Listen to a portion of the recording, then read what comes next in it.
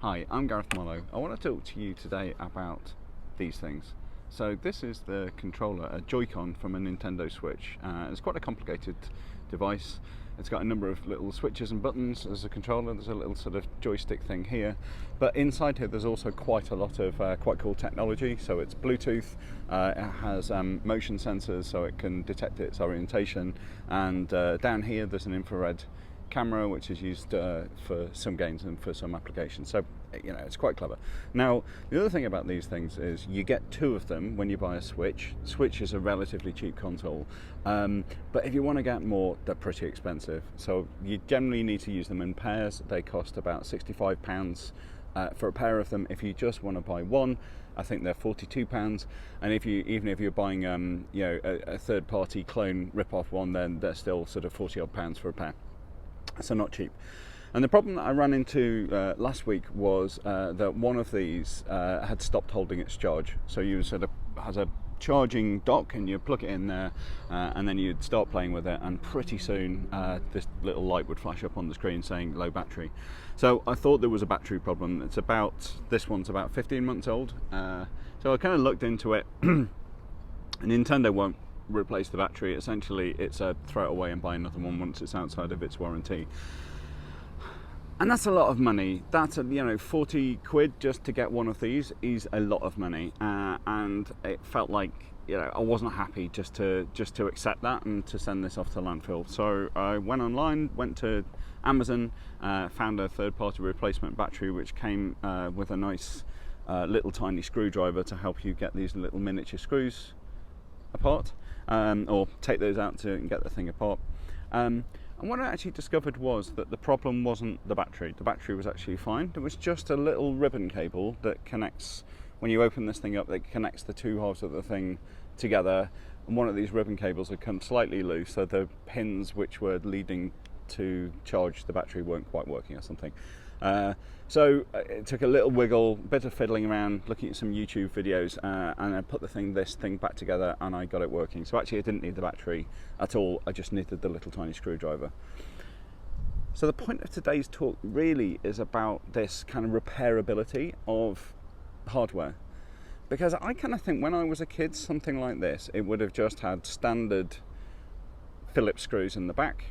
You would have been able to take it apart and have a look to see if there was something in there that you could fix, and have a go at fixing it and put it back together. Like cars, then everybody had a Haynes manual, because if you had a problem with your car, first thing you would do is probably pop the bonnet and have a crack at sorting it out yourself.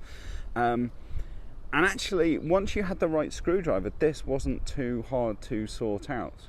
But what I think is really out of order is the manufacturers, I guess, deliberately making it difficult for you to do that. Now I understand that this is a complicated piece of equipment, that you don't want people opening them up, fiddling with them, breaking them, and then coming back and saying that you as the manufacturer need to do something about it. I get that. But at the same time, to have a strategy which is basically you can't really repair them. If they go wrong and they're outside the warranty, just tough, chuck it away and buy another one. And then this goes off to landfill. I'm sure that a lot of this is recyclable, but of the ones of these that stop working, how many of them actually end up getting properly recycled? I don't know. So from a sustainability point of view, it's out of order, and from an affordability point of view, it's also out of order. So the fact that you could end up with one of these, break on your watch, and you have no option just to chuck it away rather than even having a crack at trying to fix it, I think is really bad.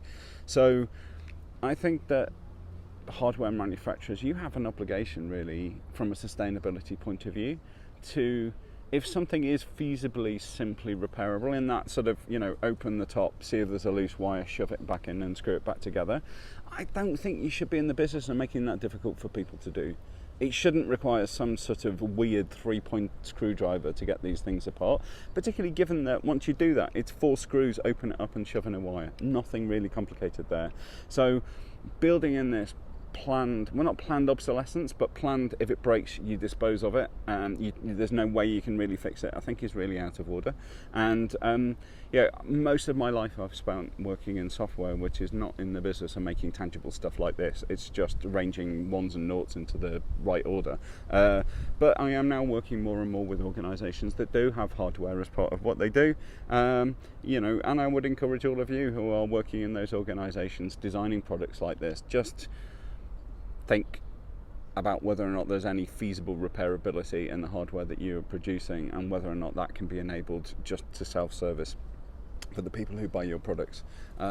Because if you're really doing a great job at creating value, then you shouldn't be locking people in to requiring your approach, your service contract, or to purchase another one of your products if something simple goes wrong that can be fixed. That's it for now. I'm Gareth. I'll see you next time.